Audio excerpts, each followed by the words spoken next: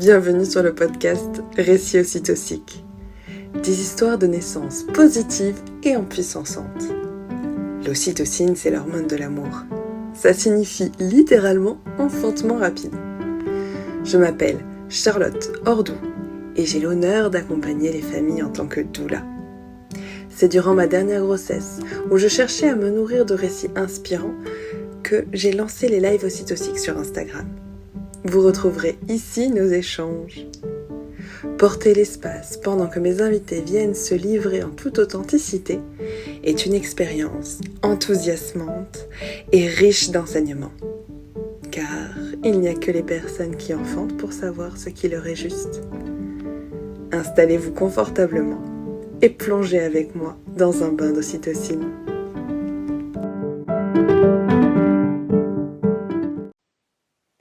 Et bonjour, j'espère que vous allez bien. Allez, on se retrouve encore pour un live ocytocique. Cette fois-ci, c'est Roxane qui me fait l'honneur de venir et me raconter son histoire de naissance. Pour les personnes qui ne me connaissent pas, je m'appelle Charlotte. Habituellement, j'accompagne les familles en tant que doula. Et je fais une pause puisque je m'accompagne moi-même. Et pendant cette grossesse, j'avais vraiment à cœur de me nourrir de récits de naissance. Vraiment, ça m'apporte beaucoup d'ocytocine, beaucoup de plaisir. Et il y a plusieurs personnes donc, qui ont accepté ma demande de me raconter leur récit plein d'ocytocine. Et donc, cette fois-ci, ce sera Roxane du compte Maternité Sauvage. Donc, on attend qu'elle arrive. La voilà. Oui. Coucou.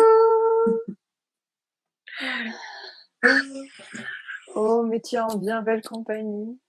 Oui. On va voir. Elle vient me téter, je l'ai mise dans le sling, on va voir si ça marche. Et je suis sur mon ballon, je vais essayer de pas trop rebondir, sinon vous allez tout avoir le tour. C'est Azulis, pareil, de Simple Nature, pareil, quand elle était venue raconter son histoire, elle était sur un ballon, donc... Oui, tu vois, il y a ma tête qui disparaît, donc je vais rester très douce. Ah, merci d'être là ce matin, comment te sens-tu? Ben, très bien, c'est toujours un peu intimidant, ça c'est que la deuxième fois que je fais un live, je trouve ça un peu... Ouais, mais voilà, je suis super contente d'être là, merci de m'avoir proposé ça, c'est trop cool. Merci à toi, vraiment, j'ai le cœur qui palpite à l'idée d'entendre ton récit. Ce que je propose en début de chaque live, c'est de laisser les invités se présenter, comment elles s'offrent au monde et de partager ce qu'elles aiment. D'accord. Donc moi c'est Roxane. Et en fait, je commence toujours en disant que la maternité m'a complètement transformée avec la naissance de ma première fille Cassiopée, il y a 3 ans et bientôt 4 mois. J'ai vraiment fait un virage complet dans ma vie. J'étais persuadée d'avoir trouvé ma voie et d'avoir tout bon. J'étais pilote de ligne, je vivais à l'étranger et ma fille est arrivée et ça m'a fait un gros tsunami. Et donc c'est là où mon questionnement a commencé, parce qu'en plus sa naissance était je l'ai vécu comme une expérience traumatique. J'en parlerai parce que ça fait partie de tout mon cheminement, mais voilà, c'était une césarienne parce qu'elle était en siège avec le cordon et je voulais vraiment pas de cette césarienne. Et puis j'ai eu des complications et là ça m'a fait me poser plein de questions sur la naissance et sur la suite, surtout dès le début, dès sa naissance, j'ai commencé à réfléchir, ok, maintenant que j'ai une césarienne, je sais que ça pose question pour un prochain enfant, et on savait qu'on voulait... Il y a ma fille qui fait ça sur la vitre. Un chat, je me dis, mais qu'est-ce que c'est? Voilà, désolée. Et donc voilà, c'est ça qui a lancé tout mon cheminement. Et aujourd'hui, je ne sais pas trop comment me définir. Je me définis plus vraiment en tant que doula. Je me définissais en tant que Radical Birth Keeper, ce qui était le nom de la formation que j'ai faite. Mais donc voilà. Et le cheminement continue évidemment suite à la naissance de Pénélope, mais mon but c'est d'accompagner les femmes et oui, dans leur choix à elles, quels que soient ces choix. Et qu'est-ce que j'aime? Je suis passionnée par. J'adore lire, j'adore apprendre. Donc, j'ai vraiment plein de passions différentes. Je me perds un peu. Je vais un peu dans tous les sens. Mais j'adore les fleurs. C'est un bouquet de mon jardin derrière. J'adore les fleurs, le jardinage. Quand on aura construit notre maison, on a tout un projet de permaculture, d'être le plus autonome possible. Quoi d'autre? Je suis passionnée aussi d'apprentissage libre, de santé au naturel. Enfin, j'ai vraiment plein de passions. Donc ça, c'est pour moi.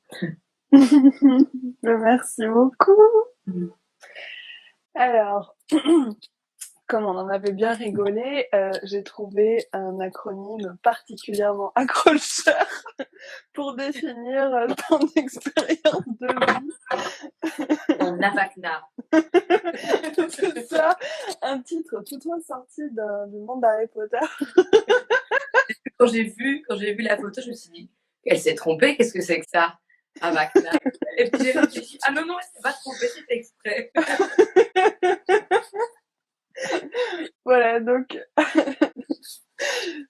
j'ai joué avec l'acronyme de naissance par voie basse après césarienne en mode assisté. C'est ça.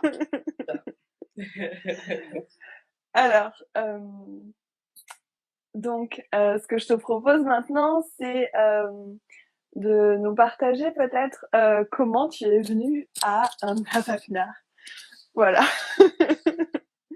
Oui, mais donc, comme je disais, ça a été tout un cheminement, donc avec la naissance de Cassiopée, qui était cette césarienne. Et déjà à ce moment-là, en fait, j'avais lu énormément sur la physiologie et je voulais vraiment, vraiment pas de cette césarienne, mais je me suis laissée emporter par le système. Je savais pas qu'il y avait d'autres choix. Déjà à l'époque, donc j'avais fait tout mon suivi pour donner naissance en maison de naissance. Et je trouvais déjà que c'était très bien. À l'époque, je trouvais quand même qu'accoucher à domicile, même avec une sage-femme, c'était un peu foufou, quoi. Donc j'ai fait un gros chemin depuis. Et donc je me suis lancée dans des formations de doula. Ça c'était pendant mon congé maternité. J'avais pris 6 mois. Et là j'ai lu le plus que je pouvais et je réfléchissais déjà à la suite, quoi. Je m'informais, je prenais toutes les informations. Et puis, je suis rentrée vivre en Belgique. Et là, une de mes amies m'a proposé d'être doula pour la naissance de son enfant. Et c'était incroyable. Enfin, c'est toute une épopée. Et la sage-femme qui était présente, elle est revenue ensuite quelques fois et je lui ai demandé, mais comment ça se passe quand on a eu une césarienne comme moi, est-ce que je peux donner naissance à la maison? Et là, elle m'a expliqué que les sages-femmes en Belgique avaient décidé a priori, de ne pas accompagner les AVAC. Donc les AVAC, pour celles qui ne savent pas, c'est accouchement vaginal après césarienne. Et là, ça m'a vraiment, mon monde s'est un peu écroulé où je me suis dit, mais mince, ok, cette option-là n'est déjà pas possible. Puis je me suis dit, bon, c'est pas grave, il y a toujours les maisons de naissance. Et en fait, non, même en maison de naissance, on ne peut pas aller en maison de naissance après avoir eu une césarienne. Et j'étais vraiment en colère et en même temps, c'était pas possible pour moi de prime abord de retourner à l'hôpital. Évidemment, depuis le début, c'était toujours dans ma tête que si je sentais qu'il y avait un problème, s'il y avait quelque chose d'évident, j'irais à l'hôpital. Mais de prime abord, je me voyais pas ailleurs que chez moi, en famille, avec les personnes que j'avais choisies. Et donc, et c'est là que je suis tombée sur le compte américain Free Birth Society, et où j'ai commencé à lire plein de choses sur toutes ces femmes qui décident d'accoucher librement, sans assistance médicale. Et ça m'a vraiment fait la petite ampoule qui s'allume. J'étais là, mais c'est ça que je veux faire. Voilà. Et donc j'ai commencé à écouter leur podcast, parce que c'est un podcast avec énormément d'épisodes. et j'ai écouté plein d'épisodes, et ça, c'est devenu de plus en plus évident pour moi que c'était ça qui allait se passer. À ce moment-là, je ne me sentais pas encore prête à ce qu'on accueille une nouvelle âme, à ce qu'on recommence voilà, à essayer d'accueillir un bébé. Mais très vite, donc ça c'était pas l'été passé, mais l'été d'avant, ça y est, il y a eu un shift et j'ai senti que, en fait, j'ai senti une âme qui tournait autour de nous.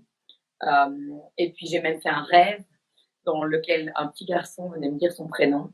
Et là, j'ai dit à Pierre, j'ai dit à mon mari, bon ben voilà, je pense qu'il y a un petit bébé qui nous tourne autour, mais j'étais pas encore, voilà, j'avais envie d'attendre encore un petit peu parce que je sentais que ma fille avait besoin de nous.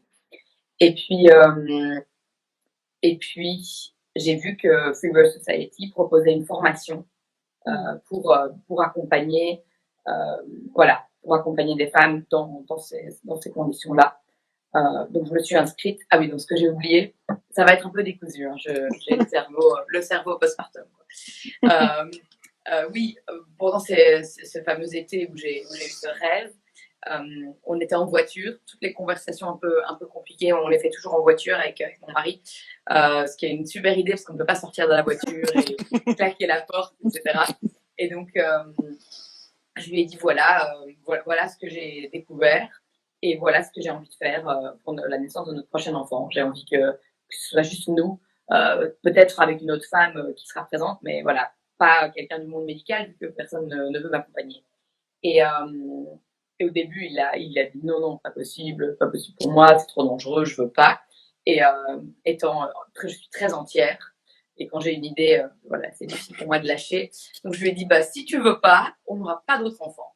Donc on s'est un peu disputé, c'était pas une super conversation. Et puis finalement, il m'a dit, mais en fait, ok, d'accord, mais moi je veux pas être stressée. Je veux avoir des informations pour pouvoir t'accompagner. Je lui avais même dit que s'il préférait pas être là, c'était ok pour moi qu'il soit pas là. Mais que c'était comme ça que ça se passerait s'il acceptait qu'on ait un autre enfant. Et donc à partir de ce moment-là, déjà depuis le début de mes formations doula, j'arrêtais pas de lui parler de ça. Hein. Je ne parlais que de naissance tout le temps. D'ailleurs, avec mon amie pour qui j'avais été présente à la naissance, on était allé au séminaire de Michel Audin. C'était en février 2020, donc c'était juste avant le premier confinement. Oui. Et quand on est rentré de ce séminaire, j'avais acheté tous les livres de Michel Audin, j'en avais déjà lu quelques-uns, mais j'ai lu tous ceux que j'avais pas lus, et je parlais tout le temps de lui, je disais tout le temps, oui, mais Michel Audin dit ça, et donc c'est devenu un peu une private joke avec mon mari, qui c'était mon amant. Michel Audin, qui a quand même 90 ans. Donc voilà. Donc je lui ai donné énormément d'informations. Et j'ai continué à lire sur ça. Et puis, en mai 2021, j'ai démarré cette formation de Radical Birth Keeper avec Free Birth Society et Yolande Norris-Clark. Et c'était incroyable, vraiment incroyable. J'ai appris tellement de choses. J'ai tout déconstruit, quoi. Tout ce que je pensais a été déconstruit. Et là, c'était juste une évidence que c'était ça qu'on allait faire. Et puis, entre-temps aussi, donc on a décidé de ne pas scolariser nos enfants et de faire ce qu'on appelle du unschooling. Et entre-temps, on avait rejoint un groupe de parents qui fait ça. Et une des autres mamans, quand on a commencé à parler de naissance ensemble, ça a tout de suite matché. On avait exactement les mêmes références, on pensait la même chose. Et on est devenus très proches. Elle s'appelle Pimprenelle, c'est elle qui était ma birth keeper, qui était présente à la naissance de Pénélope. Et assez vite, au bout de quelques mois, je lui ai dit, bon, pour la naissance de mon prochain enfant, c'est toi qui seras présente. Hein. Elle m'avait dit oui. Et quand j'ai appris que j'étais enceinte, je lui ai tout de suite dit, bon, t'es dispo fin mars. C'était facile, je n'ai pas dû chercher qui allait nous accompagner. Mais au même moment que cette formation, à l'époque, j'avais un stérilet en cuivre, donc j'ai fait enlever mon stérilet en cuivre. Par une gynéco. J'ai d'abord essayé de l'enlever moi-même, j'ai pas réussi. J'étais très déçue parce que oui, on peut enlever son stérilet soi-même. Et je suis allée chez cette gynéco holistique à qui j'ai raconté mon histoire. C'était vraiment une chouette gynécologue et qui était horrifiée de ce qu'on m'avait dit, de comment j'avais été traitée par rapport à cette césarienne et avant. et qui m'a dit, mais tu sais, en fait, parce que je raconte tout ça dans mon histoire de naissance avec Cassiopée, mais la gynécologue m'avait dit que si je trouvais, donc la gynécologue qui me suivait pour Cassiopée, si je trouvais un médecin qui acceptait de me suivre dans un projet voix basse avec un bébé en siège et le cordon, elle voulait voir son diplôme. Et donc voilà. Ouais, j'ai raconté ça à cette gynécologue qui m'a donc enlevé mon stérilet. Elle m'a dit que c'était juste inadmissible et que c'était pas vrai. Surtout, elle m'a dit t'aurais pu trouver quelqu'un. C'était pas vrai que ton bébé allait mourir pendu. Donc ça m'a fait bizarre parce qu'en même temps c'était ce que je ressentais depuis le début. Mais là je me suis dit pourquoi est-ce que j'ai abandonné en fait, parce qu'en fin de grossesse avec Cassiopée j'avais essayé, j'étais allée voir une autre gynéco. Mais je le sais maintenant, et c'est ça aussi qui m'a motivée de m'engager dans cette voie de doula, etc. C'était que si j'avais eu quelqu'un qui m'avait épaulé à ce moment-là, qui m'avait soutenu, qui m'avait dit il y a d'autres options. Juste voici les autres options. Parce qu'en fin de grossesse, en fait, on est altéré, on est déjà un pied dans l'autre monde et des gens qui nous balancent leur peur comme ça, c'est vraiment, je trouve ça criminel. Mais donc, donc j'ai enlevé ce stérilet et là, on avait démarré tout un parcours les Américains, ils appellent ça conscious conception, la conception en conscience. Donc, on avait tous les deux, on avait commencé à travailler sur nos blessures du passé, tous les deux avec des thérapeutes différents. On avait fait attention à ce qu'on mangeait. Donc voilà, c'était vraiment un processus très complet, très spirituel, c'était très chouette. Mais moi, comme toujours, je me disais, comment on fait ça? Ça va venir tout de suite. On va essayer la première fois et et je vais tomber enceinte tout de suite. Et puis voilà, hein, non. J'avais imaginé, je me souviens une fois où en conception on avait fait l'amour, c'était parfait, on avait une petite cabane sur le terrain où on va faire construire et il y avait un feu de bois et je m'étais dit oh là c'est juste parfait comme histoire de conception, mais non. Je suis tombée enceinte le mois où on avait décidé de ne pas essayer parce qu'on allait à un mariage à l'étranger chez ma belle-mère. Donc voilà, quand on me demande ah, alors elle a été conçue où? Chez ma belle-mère. Avec ma mère, je t'aime, mais j'avais pas du tout prévu que ça se passe comme ça. Et donc en fait, je suis tombée enceinte en juin de l'année dernière. Et j'ai absolument pas. Il y a beaucoup de femmes qui racontent qu'elles ont tout de suite su qu'elles étaient enceintes, qu'elles ont senti, etc. Rien du tout. J'ai pas du tout capté. En fait, comme on n'avait pas prévu que ça arrive ce mois-là, parce qu'on s'était vraiment dit, ok, là, on arrête d'essayer pour pouvoir partir à l'étranger en février. C'était même pas dans ma tête. Et donc, jusque début juillet, j'ai même vraiment pensé à rien. Mais c'est en revenant de vacances que je me suis dit, tiens, j'ai 3 jours de retard de règles. À mon avis, c'est ça, parce que ça n'arrive jamais. Mais j'avais décidé de ne pas. Je m'étais déjà décidé à ne pas faire de test de grossesse. C'était quelque chose dont j'avais entendu parler de toutes ces femmes qui avaient des grossesses libres, sans suivi, etc. Donc je me suis dit, ok, moi qui suis normalement super curieuse, hein, je suis la plus curieuse du monde, c'est pas possible pour moi d'attendre. Je me suis dit, ok, ça va être le premier petit test que je vais me mettre pour cette grossesse. Est-ce que j'arrive à juste faire confiance au processus, à la vie et à ne pas faire de test? Et donc, mais j'ai dit à Pierre, j'ai dit voilà, j'ai 3 jours de retard de règles. À mon avis, je suis enceinte, mais on va voir. Et c'est un peu comme ça que j'ai annoncé à tout le monde en disant je fais pas de test, donc c'est pas sûr, mais je pense que je suis enceinte. Et c'était le cas. Il faut savoir que j'ai de la chance, j'ai pas de symptômes style nausées, vomissements, tout ça en début de grossesse. Donc voilà, il n'y avait aucun autre moyen de le savoir. Et puis, au bout d'une semaine, 2 semaines, 3 semaines, un mois sans règles, c'était assez évident. Puis là, la fatigue est arrivée. Et dans mon cheminement, j'avais décidé. Il n'y avait rien qui était écrit gravé dans la roche. Mais a priori, j'allais pas faire de suivi. J'avais vraiment pas envie de faire d'échographie. Et j'avais vraiment pesé le pour et le contre de tous les autres actions qu'on fait d'habitude quand on est enceinte, prendre attention, faire une prise de sang, etc. Et je voyais ce qui avait du sens pour moi. j'ai fait bien attention à ce que je mangeais.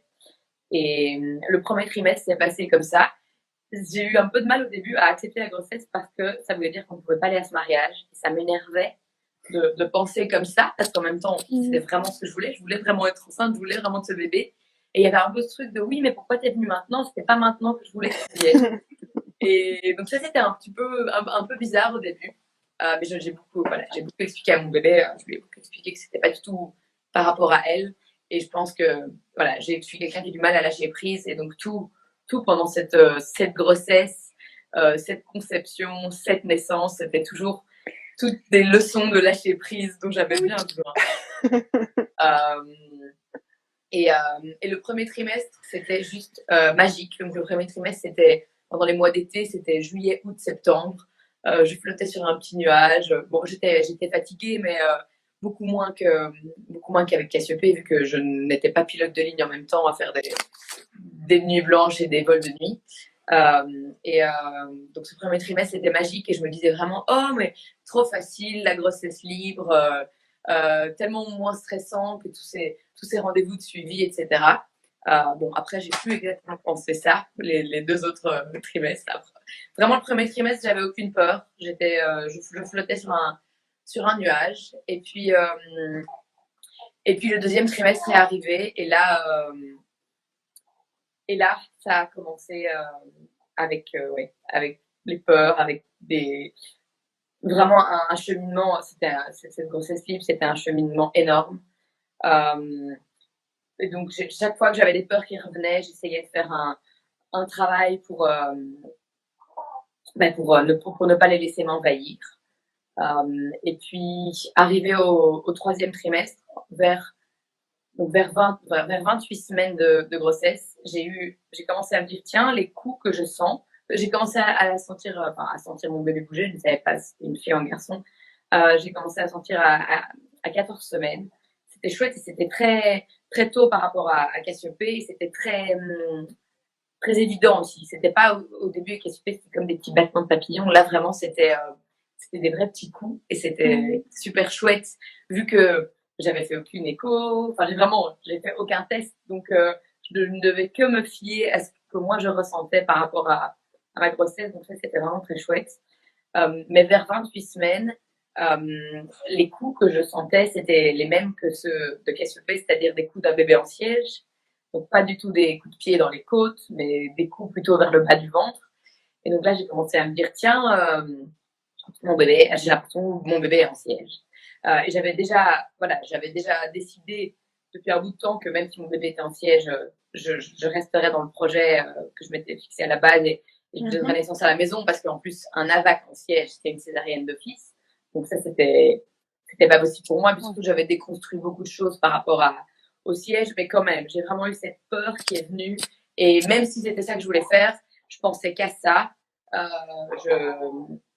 Voilà, c'était pas facile. Et là, à ce moment-là, on a eu besoin d'un papier d'un professionnel médical pour le job de Pierre. Et la sage-femme qui m'avait suivie pour Cassiopée m'avait proposé de venir la voir. Elle avait entendu parler de mon projet d'enfantement libre et elle avait envie d'en parler avec nous parce que voilà, je pense qu'elle avait aussi ses peurs par rapport à ça. Donc, de base, même si je l'aime beaucoup, j'avais pas spécialement envie d'aller la voir parce que ce que j'ai fait pendant toute cette grossesse, c'est vraiment je ne me suis pas entourée des gens qui allaient me donner leur peur. Les gens que je savais auraient peur, je leur ai pas dit. Et donc finalement, comme on avait besoin de ce papier, je me suis dit, allez, on va aller la voir, on va voir ce qu'elle dit. Et voilà, on a eu une discussion avec elle, c'était intéressant. Elle nous a vraiment donné les informations qu'elle voulait nous donner en nous laissant choisir ce qu'on voulait. Mais elle m'a proposé de palper mon ventre. Et j'ai dit oui. J'avais déjà décidé que je dirais oui. Et là, elle m'a dit, bon, ben voilà, est-ce que tu veux l'information? Et j'ai dit, bah oui, je la connais déjà l'information. Mon bébé est en siège. Elle m'a dit oui. Mais elle m'a dit, c'est pas grave. On n'est qu'à 28 semaines. Ton bébé a encore le temps de. Enfin, non, là, on était à 32 déjà. On était à 32. Ton bébé a encore le temps de se retourner. Pas de souci. Et donc, on est rentré à la maison avec ça. Le soir même, j'ai fait un rêve dans lequel mon bébé se retournait. Et je me suis réveillée après ce rêve et j'ai senti des coups dans mes côtes. Et je me suis dit, tiens, c'est fou. Et puis je me suis endormie. Et le matin, j'avais de nouveau l'impression de sentir des coups en bas de mon ventre. Et donc, j'étais quand même convaincue que mon bébé était toujours en siège. Et ça a vraiment été ça, tout le cheminement de ma fin de grossesse. Ça a été beaucoup, beaucoup de questionnements sur la mort, sur, voilà, si mon bébé mourait. Enfin, j'ai vraiment... C'était, à la fin de la grossesse, il y a eu plus de moments noirs qu'au début parce que je me battais avec cette peur qui revenait. Mon mari, lui, il était confiant et me disait, bah, de toute façon, tu ne veux pas aller à l'hôpital pour avoir cette césarienne d'office si ton bébé est en siège. J'avais pas envie de faire une échographie pour confirmer parce que j'avais l'impression que de toute façon, ça allait être encore pire. Et ce qui m'a beaucoup aidé en fin de grossesse, c'était deux appels Zoom que j'ai fait. Un avec Yolande Norris-Clark, donc qui est une des mentors de la formation que j'ai faite, qui m'a vraiment, enfin voilà, qui a vraiment mis ça d'une manière géniale pour me dire, mais en fait, il n'y a aucune certitude de rien. Il y a des bébés qui se retournent, qui se mettent en siège à 9 cm de dilatation. Elle m'a dit, en plus, tu ne sais pas pour sûr si ton bébé est en siège.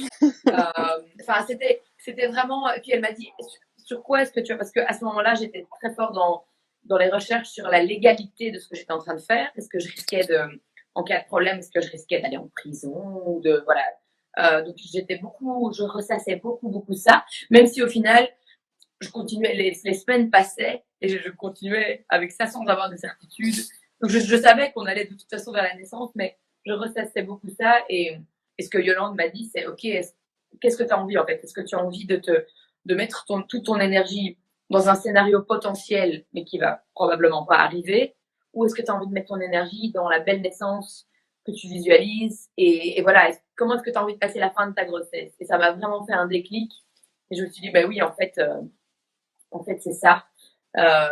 Et aussi, j'étais suivie en acupuncture par une femme merveilleuse et c'est le seul suivi, mais c'est pas un suivi médical, mais que j'ai fait. Et chaque fois que j'allais la voir, enfin voilà, c'était plus que des séances d'acupuncture. On discutait de tout ça. Elle m'a vraiment beaucoup aidée. Et puis, à, à 36 semaines, j'ai fait une retraite prénatale avec Andrea de Santorea Doula. Et c'était vraiment incroyable. Ça m'a donné plein de force et d'amour, entendre toutes ces femmes qui avaient toutes des parcours différents, des peurs différentes, voilà, des projets de naissance différents. Ça m'a beaucoup aidé. Et puis, je suis rentrée à la maison et là, ça m'a fait un énorme. J'étais sur un rail d'ocytocine pendant toute la retraite. Et en arrivant à la maison, j'ai eu une espèce de baisse de morale. J'étais déprimée. Je disais non, il me faut plus de temps, ça va pas aller, j'ai peur. Et là, j'ai contacté une sage-femme que je suis sur Instagram, aussi anglophone. Son compte, c'est Confessions of a Midwife. Elle s'appelle Martina, c'est une Allemande qui habitait en Australie. Et bon, c'est toute une histoire qu'elle a eue, mais elle a perdu sa licence de sage-femme et elle a décidé de quand même continuer à accompagner les femmes. En gros, elle accompagne les accouchements non assistés, les grossesses libres, tout ça. Bon, maintenant, elle est de retour en Allemagne. Je lui avais dit, OK, est-ce qu'on peut s'appeler? J'ai besoin de parler de ça. Surtout, en fait, ce qui me manquait, parce que dans tout mon cheminement du siège, j'ai essayé les exercices de spinning babies, me suis mise sur ma planche à repasser, sur le fauteuil, la tête en bas. Ouais. Et en fait, ça n'avait pas de sens. Quand je le faisais, ça n'avait pas de sens. Parce que je me disais, si mon bébé est dans cette position, c'est qu'il doit être dans cette position-là. Peut-être que mon utérus fait que j'ai des bébés en siège. Enfin, vraiment. Donc, il y avait une partie de moi qui disait, on va y aller comme ça, c'est OK. Et l'autre partie qui me disait, mais non, mais peut-être quand même que je dois essayer de l'aider à bouger. Peut-être que c'est parce que mon bassin est trop serré. Enfin, c'était vraiment, j'arrêtais pas de switcher entre les deux. Et donc, ce qui me manquait, c'était des informations sur la naissance en siège. Parce que dans les livres, tous les livres, même les livres physio, etc., c'est toujours si les exercices que vous avez faits ne fonctionnent pas pour tourner votre bébé, on va faire une version, ce que je voulais vraiment pas faire. Donc, une version, c'est par l'extérieur retourner le bébé. Ça, c'était évident que je voulais pas ça. Et donc, il y avait que ça. Il y avait personne qui expliquait la physiologie d'une naissance en siège, sauf dans un des livres de Ida May Gaskin. Mais alors, c'était hyper hands-on, donc vraiment plein de manœuvres à faire et plein de trucs à toucher le bébé, alors que justement, la règle d'or des bébés en siège, c'est de ne pas toucher. Donc je voulais avoir des informations sur ce qui était normal, ce qui n'était pas. Et le call avec Martina, donc The Confessions of a Midwife, a vraiment été un énorme déclic. Elle m'a expliqué les mouvements cardinaux du bébé en siège. Elle m'a expliqué ce qui était normal. On a regardé plein de vidéos. Elle m'a envoyé des liens avec des vidéos de naissance en siège physiologique. Elle m'a expliqué que la meilleure position, c'était à 4 pattes, que le bébé devait être, en gros, donc si la femme est à 4 pattes, quand le bébé sort, il faut qu'il regarde vers l'arrière. Enfin, elle m'a vraiment expliqué plein de choses. Elle m'a dit qu'elle avait accompagné plein de mamans qui avaient des bébés en siège, qu'il n'y avait pas de problème, que c'était pas du tout l'énorme truc catastrophique qu'on nous faisait croire. Après ce call, j'ai dit, en un coup, c'est comme si un poids s'était enlevé de mes épaules. J'étais là, ok, qu'elle soit en siège ou pas. Parce que c'était ça aussi que j'avais, c'est que je voulais pas lui mettre la pression. Parce que c'est ce qu'on avait fait avec SEP. Avec SEP, à la fin, on ne parlait que d'elle en quand est-ce qu'elle va se retourner, est-ce qu'elle va se retourner, retourne-toi. Enfin, chaque fois que je pensais à ça, et je voulais pas du tout mettre cette pression à mon bébé. Et donc, je lui disais en même temps, je lui expliquais, genre, en fait, j'ai peur parce que tu es en siège, mais si c'est dans cette position-là que tu dois naître, c'est ok. Et je te suis, mais j'ai peur. Et après cet appel, je me suis presque dit à un moment, en fait, si elle ne naît pas en siège, que je vais avoir peur. Tellement ça m'avait eu l'air évident et facile dans toutes ces vidéos que j'avais vues, dans tout ce qu'elle m'avait expliqué. Et donc, et alors là, j'ai dit à Pierre, parce que on a regardé ensemble les vidéos de Quantique Mama pour qu'ils comprennent bien toutes les différentes étapes du vortex, pour qu'ils puissent m'accompagner et pas avoir de peur. Et je lui ai aussi montré toutes ces vidéos de naissance de bébé en siège. Et au début, la première qu'il a regardée, il a fait une tête, il m'a dit heureusement que tu montres ça maintenant, parce que si je vais voir la première fois à la naissance de notre bébé, je crois que je serais un peu choquée. Il trouvait que, si vous n'avez jamais vu de naissance de bébé en siège, il faut en regarder, c'est pas du tout le même look à la sortie qu'un bébé qui sort avec la tête. Il trouvait que ça ressemblait à des bébés congelés, des poulets congelés, pardon. Il disait, on dirait quand, que donc le bébé sort avec les fesses, et non, on dirait pas du tout un bébé, il est un poulet congelé. Donc on était mort de rire en regardant ces vidéos, mais après les avoir regardées, il m'a dit mais c'est bon, trop bien, merci de m'avoir montré ça. Maintenant je me sens à l'aise quoi qu'il arrive. Donc c'était chouette. Et autant quand je suis rentrée de la retraite d'Andrea, je me disais je voudrais bien encore avoir 2 mois de grossesse. Ça va trop vite, on n'est pas prêt, la maison n'est pas prête. J'étais vraiment dans ce truc de, je voulais nidifier, je trouvais que la maison était dégueu, pas rangée.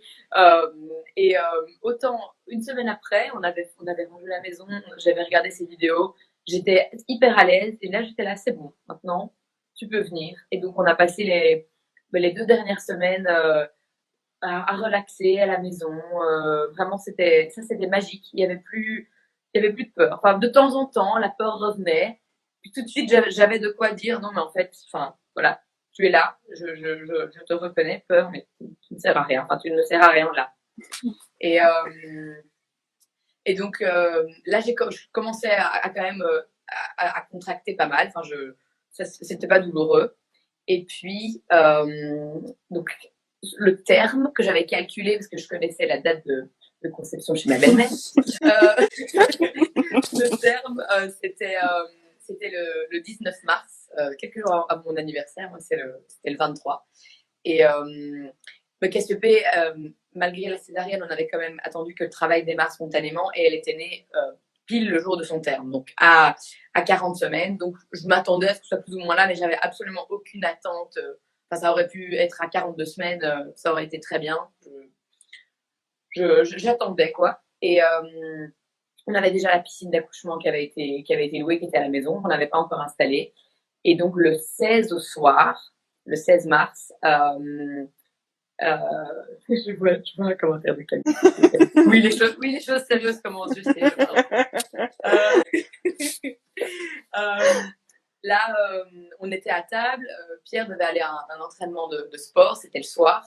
Et j'ai commencé à avoir des contractions qui étaient différentes et qui voilà, qui commençaient à être, elles n'étaient pas vraiment douloureuses, mais je devais m'arrêter, je devais un peu respirer, et puis je pouvais continuer à parler. Et donc je lui ai dit, je pense que c'est mieux que tu n'ailles pas à ton entraînement ce soir et que tu restes, on ne sait jamais ce qui va se passer. Et, et là, on a dit, bon, ben maintenant, on va quand même gonfler cette piscine, au moins vérifier qu'on a les bonnes connexions pour pas se retrouver tout trop tard avec une piscine qui fonctionne pas. Donc, on a installé la piscine, j'ai installé les dernières petites choses sur mon hôtel de naissance. Et puis, on est allé se coucher.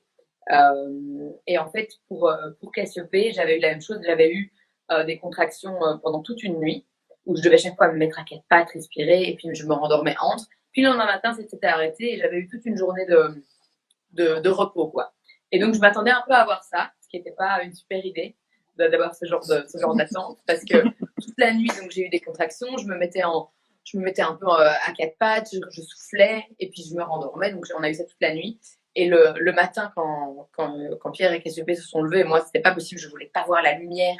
Je voyais, il a ouvert la porte et j'étais là, non, je veux rester dans le noir.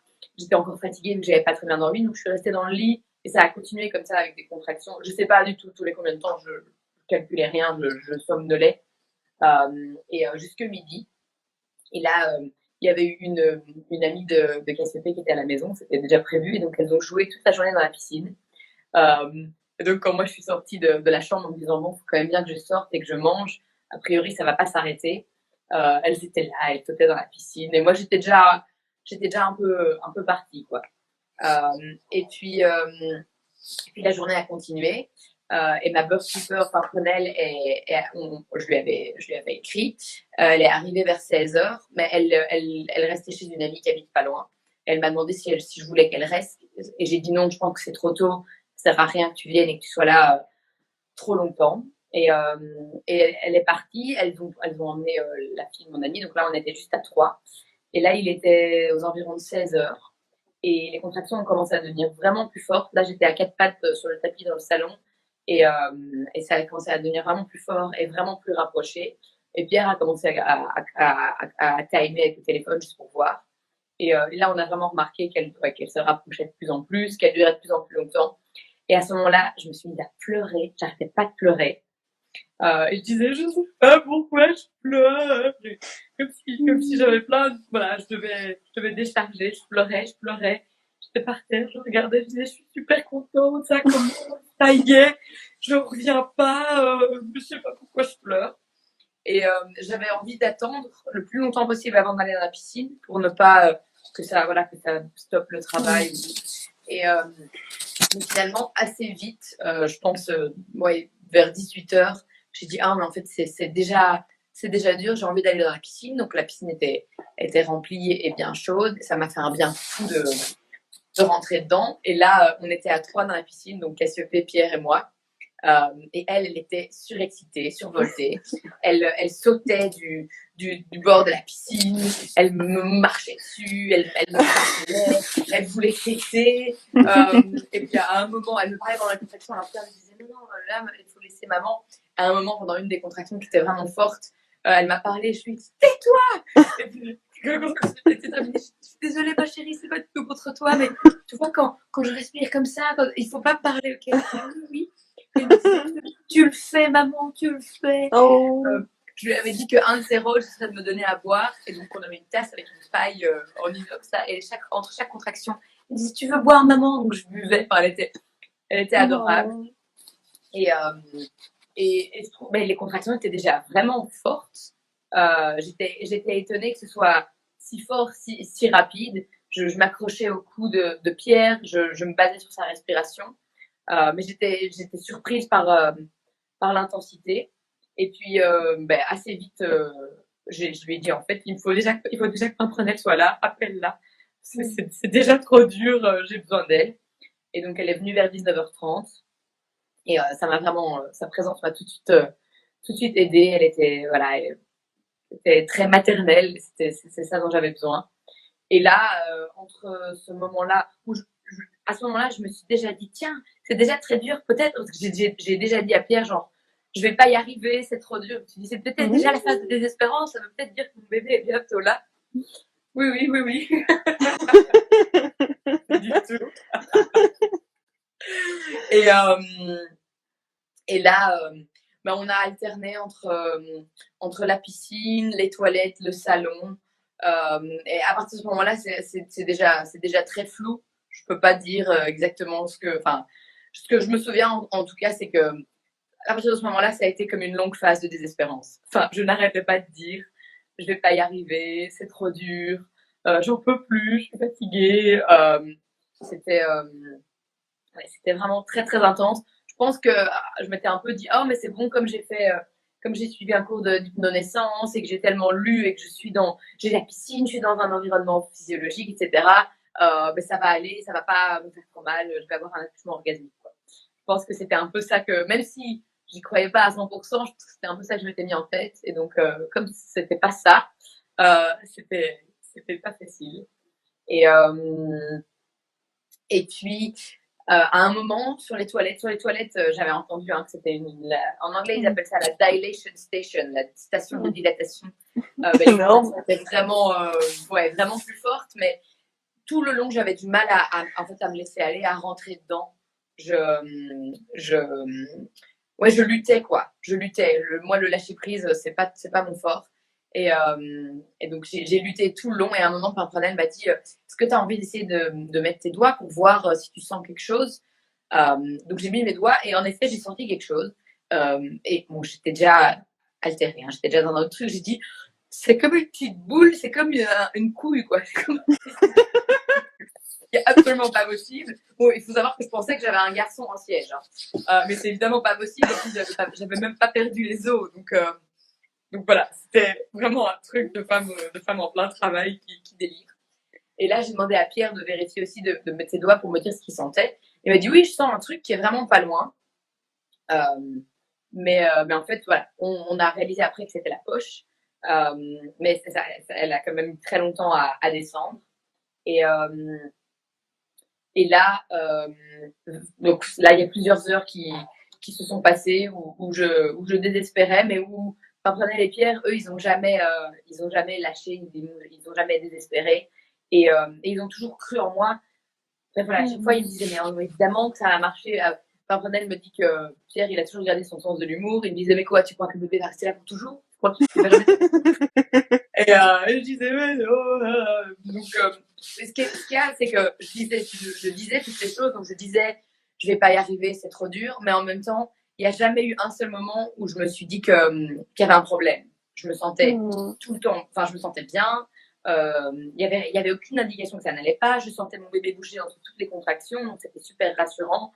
Donc, il n'y a pas eu un moment où je me suis dit, ça ne va pas, il y a quelque chose qui ne va pas, je veux aller à l'hôpital. Assez vite, j'ai dit à Pimprenel, je suis dans les toilettes, j'ai dit, je comprends pourquoi les femmes prennent la péridurale. Donc voilà, très vite, je lui ai dit ça. Et puis vers, je pense qu'il devait être 22 heures, en fait, j'avais envie de dormir. J'étais crevée, je voulais me coucher. J'ai dit à Pierre, je voudrais tellement m'allonger. Alors j'ai essayé de m'allonger dans le canapé, puis il y a eu une contraction, c'était un cauchemar. J'ai dit, je comprends aussi pourquoi les femmes ne veulent pas, enfin, pourquoi coucher sur le dos, c'est pas une bonne idée.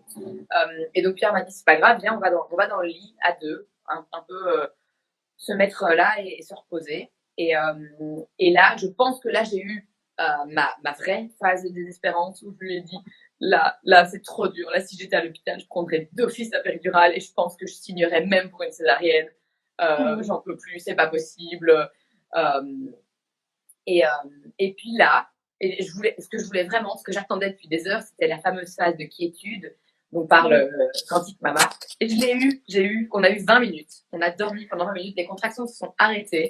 On a juste dormi là. C'était vraiment, c'était magique, quoi. Et pendant ce temps-là, Cassiopeia était toujours dans la piscine. Et Prenel lui a lu tous les livres de notre bibliothèque. Je pense parce que littéralement, on est resté, je sais pas combien de temps on est resté dans le lit, mais au moins 1 heure et demie. Donc elle lui a lu, je l'entendais quand on s'est réveillé, j'entendais quand elle terminait un livre, j'entendais Cassiopeia dire encore un. Et puis là, on est sorti. Moi, j'ai voulu retourner dans la piscine. Et Pierre a dit, bon, mais maintenant, il est tard, il était 23 heures passées. Et Pierre a dit, je vais aller endormir Cassiopée. Donc, il est allé l'endormir. Et moi, j'étais dans la piscine un peu à moitié endormie. L'eau était plus vraiment assez chaude, mais en même temps, je voulais rester dedans parce que ça faisait moins mal dedans. Et quand Pierre a eu fini d'endormir Cassiopée, ils m'ont tous les deux dit, est-ce que tu veux pas essayer de sortir, essayer autre chose, peut-être retourner aux toilettes, parce que voilà, là, vraiment, je somnolais, il se passait plus grand-chose. Et surtout, l'eau était trop froide, mais c'était trop compliqué de sortir de l'eau et d'en remettre de la chaude. Ouais. Et donc, finalement, j'ai dit oui. Je suis sortie, je me suis mise devant le feu, la cheminée, quoi. C'était ma grande condition. J'avais dit à Pierre que je voulais qu'il alimente le feu toute la nuit. Je voulais vraiment avoir cette chaleur. Ça faisait du bien. Et là, Pierre a dit bon, bah, ça pourrait encore durer très longtemps, donc autant qu'on ne soit pas tous super crevés, je vais aller me coucher. Donc, ils se sont arrangés avec Pimprenel et il est allé se coucher. Et nous, là, c'est vraiment très très flou. Là, j'étais complètement partie. Je crois que Pimprenel a réussi à me convaincre d'aller aux toilettes. Et je me souviens, pendant les contractions, j'avais mal, je tapais dans le mur. J'avais vraiment du mal à ne pas juste me crisper. Donc elle me disait, fais vraiment bouche molle, col mou. Mais il fallait qu'elle me rappelle à chaque fois parce que sinon, moi, j'avais envie de faire juste de me renfermer sur moi-même et de me crisper. Et puis, elle m'a raconté ce matin, j'avais complètement oublié, qu'apparemment, entre les contractions, je lui disais, je lui racontais des trucs. Ah oui, j'ai vu qu'une femme avait accouché comme ça. Il faut que je fasse attention à ça. Et je me souviens absolument pas. Ah oui, un autre truc dont je me souviens pas, c'était un peu avant que Pierre aille se coucher. Apparemment, je leur ai dit, mais j'en peux plus, c'est pas possible. Puis ils m'ont dit quelque chose du genre, mais si, tout va bien, il n'y a pas de problème. Et là, elle m'a dit, j'avais vraiment l'air dépitée. Je l'ai regardée, j'ai fait, ah, parce que vous y croyez encore, vous.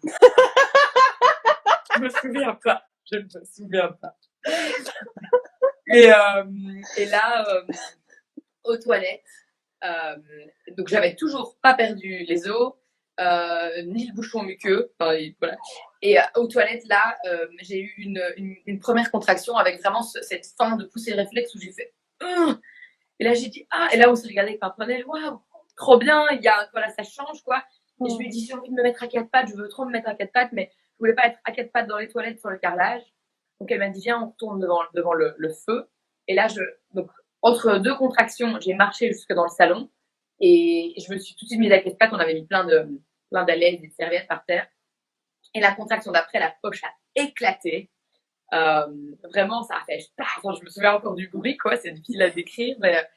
Et là, j'ai dit à Pimprenel, va réveiller Pierre. Enfin, ça vient, ça bouge, quoi. Et bon, il s'était pas endormi finalement. Il n'avait jamais réussi à s'endormir. Et puis à partir de ce moment-là, je me suis mise. J'étais toujours à quatre pattes, donc sur les genoux, mais j'avais les bras sur le canapé. Et là, ça a juste continué vraiment ces réflexes d'éjection. On m'avait décrit ça comme vomir par le bas.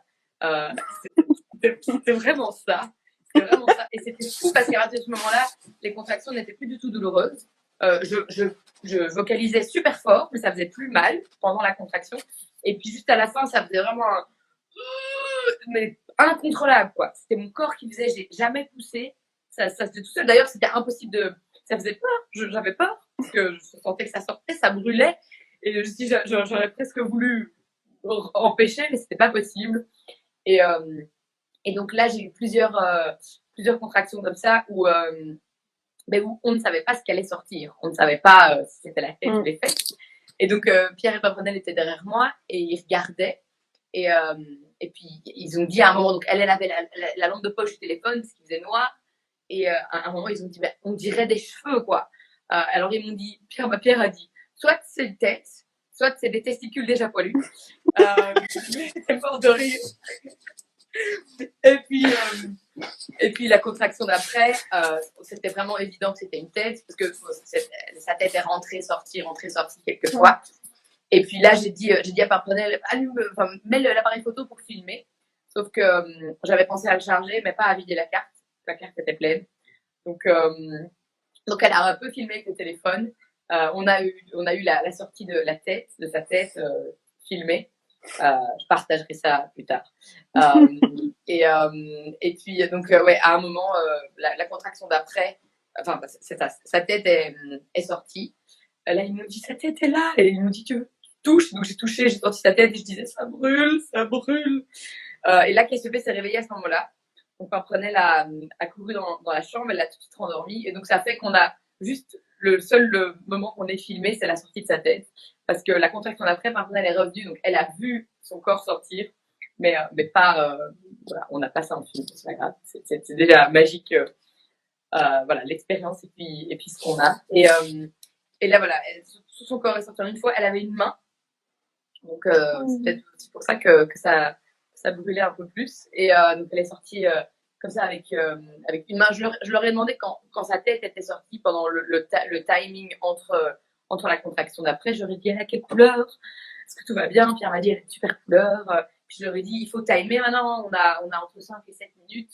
Donc, quand on a dit, c'est bon, je suis dessus. Mais en fait, c'est allé très, très vite. Et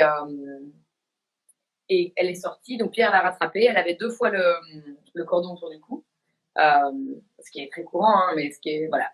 Et Pimprenelle m'a dit que Pierre a déroulé le cordon comme s'il avait fait ça toute sa vie. Vraiment, c'était tout à fait normal et qu'il faisait ça tous les jours. Et elle s'est tout de suite mise à pleurer. Et là, moi, j'étais voilà, vraiment cette phase dont parle Quantique Mama, la phase un peu de retour où on n'est pas encore complètement là. D'ailleurs, Pierre m'a dit, tu veux la prendre? Et j'ai dit, non, non, pas tout de suite, mets-la par terre. Donc, il l'a passée entre mes jambes par terre. Et puis, assez vite, je l'ai prise. Et là, je me suis mise à pleurer. Et je dis, je l'ai fait. Et je pleurais. Enfin, j'ai aussi une vidéo ça que je partagerai, mais vraiment, je pleure en faisant, c'est vraiment un pleur, j'y croyais pas encore. Et puis, là, j'ai regardé, parce qu'on savait toujours pas si c'était une fille ou un garçon. J'ai dit, c'est une fille. J'avais dit, bon, je vais pas penser à regarder. Et puis, oui, on s'est regardé et on a dit, bon, ben voilà, parce qu'on avait déjà un prénom de fille pour mon garçon, on a dit, bon, ben, bienvenue Pénélope. Et on était tous, c'était hyper émouvant, c'était hyper beau. Et j'ai tout de suite essayé de la mettre au sein, mais elle a pleuré pendant 25 minutes, comme si elle avait besoin de décharger quelque chose. Les premières 25 minutes, elle a pleuré. Elle ne s'est calmée que quand je l'ai donnée à Pierre. Il l'a bercée, et là, dans ses bras, elle s'est calmée. Donc, c'était fou. On a essayé, j'ai tout de suite regardé, ok, est-ce que je saigne pas trop? Et ça avait l'air tout à fait normal, je me sentais super bien. Je me suis mise sur le canapé. Là, j'ai tremblé, mais je savais aussi que c'était normal, mais je tremblais. Je disais, ah, je tremble. On a allumé le chauffage, on m'a mis une couverture. Et ouais, elle a pas voulu téter presque dans la première heure. Je crois qu'elle a pas tété. Et là, on s'est dit, bon, on va attendre que le placenta sorte pour réveiller Cassiopée. Et le placenta ne sortait pas. C'était pas comme elle tétait pas, j'avais plus vraiment de contraction. Et j'ai essayé un peu de tousser, de pousser. J'ai essayé d'un tout petit peu tirer. J'avais une teinture mère pour faire sortir le placenta. J'ai essayé de prendre ça. Et il se passait rien. Et je me sentais très bien. Donc, le temps est passé très vite. Au bout d'une heure, on a finalement réveillé Cassiopée en disant, bon, comme ça, elle va rencontrer sa petite sœur et tant pis, on va attendre pour le placenta. Et là, elle est venue et bon, évidemment, elle avait dormi 2 heures parce que Pénélope est née à 2h18. Donc, elle avait dormi 2-3 heures. Donc, elle est arrivée les yeux un peu... mais c'était trop mignon parce que on lui a dit, t'as une petite sœur, c'était ça qu'elle voulait. Elle, depuis le début, elle disait que ça allait être une fille. Et elle est arrivée un peu les yeux pleins de larmes, mais en même temps un sourire. Elle a dit, oh, j'ai une petite sœur. Et là, elle a voulu téter. Elles ont tété toutes les deux. C'était la première co-tétée. Et puis, on a dit à Pimprenelle, mais en fait, au final, il y avait déjà 2 heures qui étaient passées. On lui a dit, rentre chez toi te coucher. On va aller dormir comme ça avec le placenta. Moi, je me sens bien. J'avais entendu plein de témoignages de femmes qui le placenta avait mis 12, 24 heures. Je savais que c'est pas la norme du tout. Et dans le monde médical, c'est clairement pas du tout ok. Mais moi, je me sentais très bien. Donc, on est allé se coucher vers 7 heures. Mais elle était toujours reliée à son placenta parce qu'on voulait faire un bébé lotus. On n'avait pas coupé le cordon. Et on est allé se coucher à 5 heures et on s'est réveillé Pierre et moi à 7 heures. Et j'avais vraiment envie d'aller aux toilettes et c'était très compliqué. Donc lui devait tenir Pénélope accroupie par terre pendant que moi j'étais aux toilettes. Donc on s'est dit, bon, tant pis pour le bébé lotus. Ça fait déjà plusieurs heures qu'elle a été connectée à son placenta. Le cordon est tout blanc, tout mou, tout froid. Donc là, à deux, on l'a brûlé avec des chandelles à la cire d'abeille de Mélune. On a brûlé le corps. Donc ça prend du temps, ça sent le graillon. Mais c'était beau. Et elle dormait, elle ne s'est même pas réveillée. Et là, on s'est recouché. Alors, je suis allée aux toilettes, j'ai essayé encore de faire sur le placenta. Et on s'est recouché. Mais entre-temps, j'avais écrit à cette sage-femme avec qui j'avais eu le call, donc Martina, pour lui dire, voilà, pour lui expliquer, lui dire qu'est-ce que je pourrais faire de plus. Et elle m'avait répondu qu'il n'y avait aucun problème, que tant que je me sentais bien, que j'avais mangé un truc, que je saignais pas, voilà, qu'il n'y avait aucun problème. D'ailleurs, qu'elle venait d'accompagner une famille qui, la délivrance du placenta avait mis 36 heures. Donc, Waouh! j'étais là, j'espère que ça n'a pas duré 36 heures. Mais ok, pas de stress. Et donc, on est retourné se coucher et on s'est réveillé à midi. Et là, à cette période-là, Cassiopée et Pénélope avaient toutes les deux tétés. Donc, j'avais senti des bonnes contractions. Et je sentais qu'ils me dérangeaient. J'avais vraiment envie qu'ils sortent, ce placenta. Là, je n'en avais pas. Et je me suis dit, je vais prendre une douche, mais je vais d'abord aller aux toilettes, je vais d'abord réessayer. Et en fait, aux toilettes, j'ai senti que je devais faire pipi, mais que ça me brûlait. Mais j'ai quand même insisté. Et là, au moment où j'ai commencé à faire pipi, le placenta a commencé à sortir. Donc j'ai mis un bol. Et j'ai réalisé qu'en fait, il était bloqué par ma vessie, qui était pleine. J'ai fait, voilà, je pense que j'ai fait pipi 3 litres. En même temps que le placenta est sorti. Vraiment, je pense qu'il était détaché depuis très longtemps et qu'il était bloqué là. Et c'est là que j'ai réalisé qu'en fait, pendant l'accouchement, je ne me souviens d'avoir fait pipi que 2 fois. Une fois dans la piscine et une fois aux toilettes. Bon, j'ai pas énormément bu et j'ai vomi 3 fois après des contractions. Donc, voilà, je pense que j'avais éliminé pas mal. Mais c'est ça qui a, je suis sûre maintenant que c'est ça qui a bloqué le placenta. D'ailleurs, parfois, certains bébés sont bloqués par une vessie pleine. Donc là, c'était bon, il était là. Et on a décidé de l'enterrer sous, enfin on l'a pas encore fait, mais il est au congélateur pour le moment. Et on va l'enterrer sous un arbre, je pense, ce mois-ci. Et voilà, ça c'était la naissance. C'était dingue, c'était fort, oui, c'était incroyable. Et en même temps tellement dur, mais enfin voilà, vraiment je pense que c'était la naissance dont j'avais besoin, quoi. C'était les leçons que j'en ai apprises, c'était celles dont j'avais besoin. Hmm. Là, moi, alors, juste 2 secondes, je fais la gardienne du temps. Waouh! Juste parfaite. Oui, j'ai parlé longtemps, j'ai regardé le temps aussi. Non, mais juste parfaite, il est 11h22, donc c'est nickel. Je vais pouvoir poser mes 2 questions. C'est trop parfait. Merci, Roxane. Il y a une chose qui m'est venue, c'est que tu disais au tout début, quand tu parlais de ta grossesse, que en fait, il y a les peurs qui venaient et tu travaillais dessus. Et est-ce que tu serais d'accord de partager, quand tu dis travailler dessus, c'était quoi ta démarche? Enfin, si c'est ok pour toi. Oui, bien sûr. Ben, en fait, j'ai fait plusieurs choses. Pendant ma grossesse, j'ai proposé j'arrive plus à parler, hein, désolée. Un cycle de cercles de femmes enceintes. Et chaque cercle était sur un élément et sur un thème. Et il y a un des éléments, c'était le feu. Et pour ce cercle-là, on a parlé de nos peurs. Et donc, on a fait un rituel que j'ai refait plusieurs fois après, que je trouve vraiment aide énormément pour les peurs, c'est de les écrire. Là, on se les a même partagés à voix haute. Et c'est énorme, parce que j'avais déjà remarqué que déjà écrire ses peurs et les partager aux autres, elles ont déjà moins d'impact. Elles sont moins fortes. Et puis, on avait brûlé ces papiers, vraiment pour se débarrasser de ces peurs-là. Mais un autre rituel que j'ai fait, celui-là, je l'ai trouvé dans le Complete Guide, à mon avis, elle peut t'aider.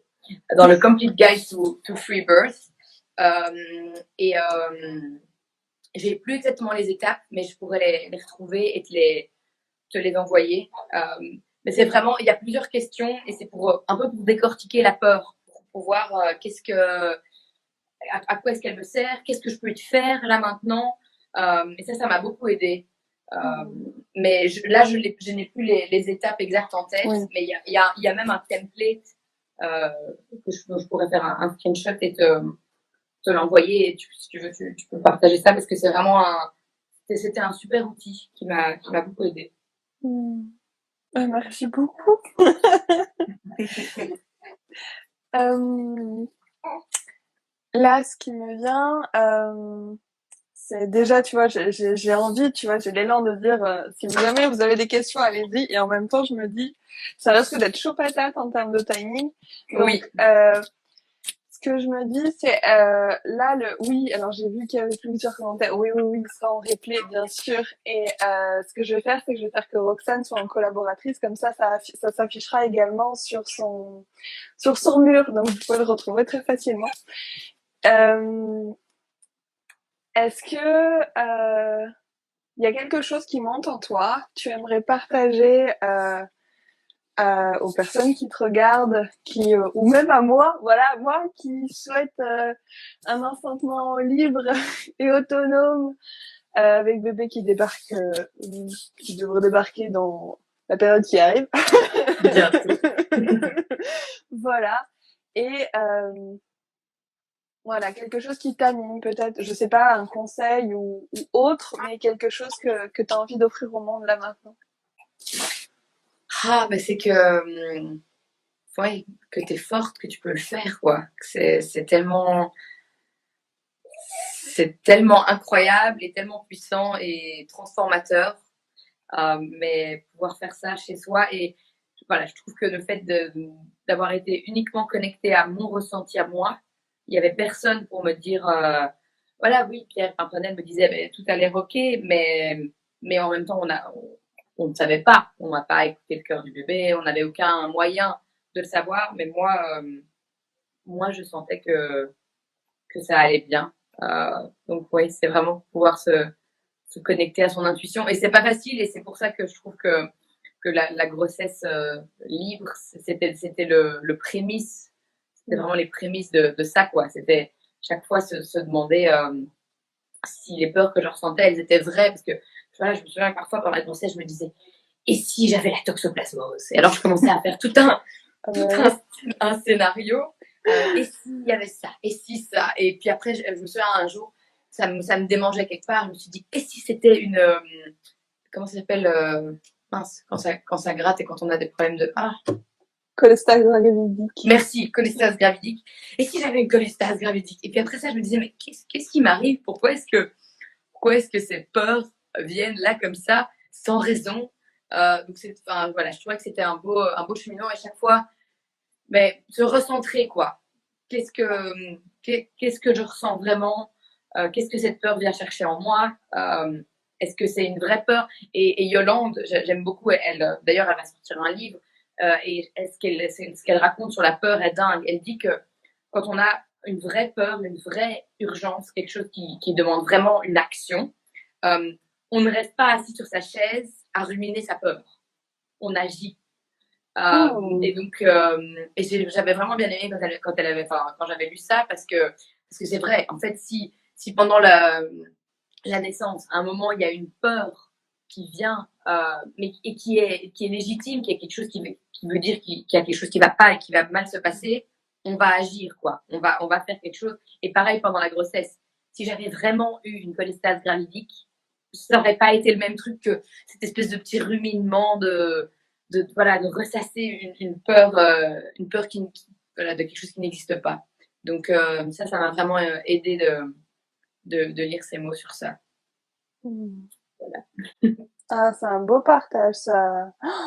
Là, tu vois, alors entre tout ton récit, où il y a plein de choses qui sont venues un peu comme en miroir, puisque pareil, hein, une grossesse au maximum non assistée.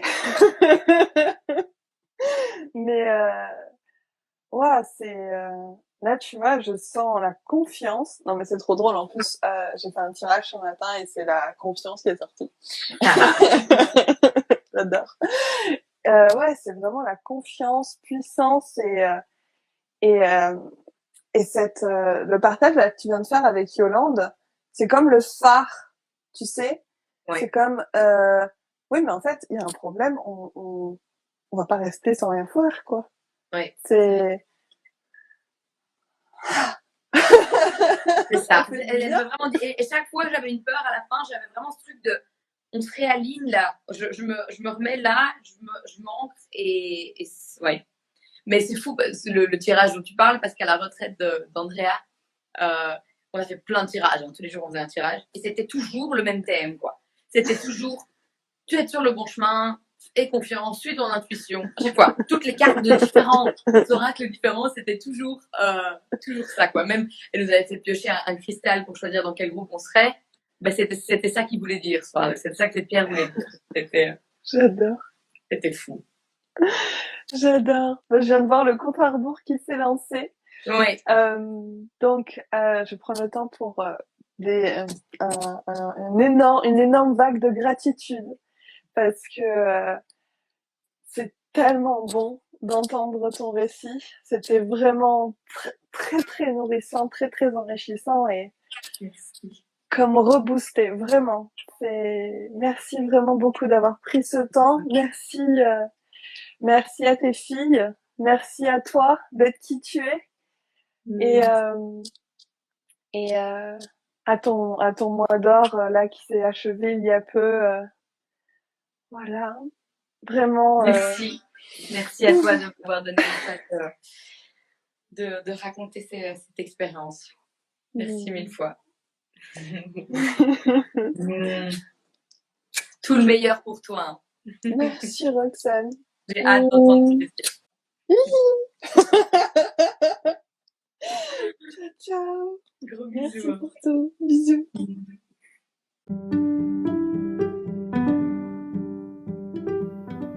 Alors, comment vous sentez-vous après cet épisode ?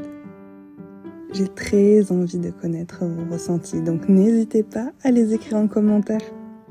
Vous pouvez également laisser une note. Cela contribue à donner plus de visibilité à ces aventures en puissance. Si cela résonne juste pour vous, partagez cette histoire, qu'elle puisse soutenir d'autres familles en cheminement. Je vous remercie, vous envoie plein de chaud doudou et vous dis à la semaine prochaine pour un nouveau récit ocytocique.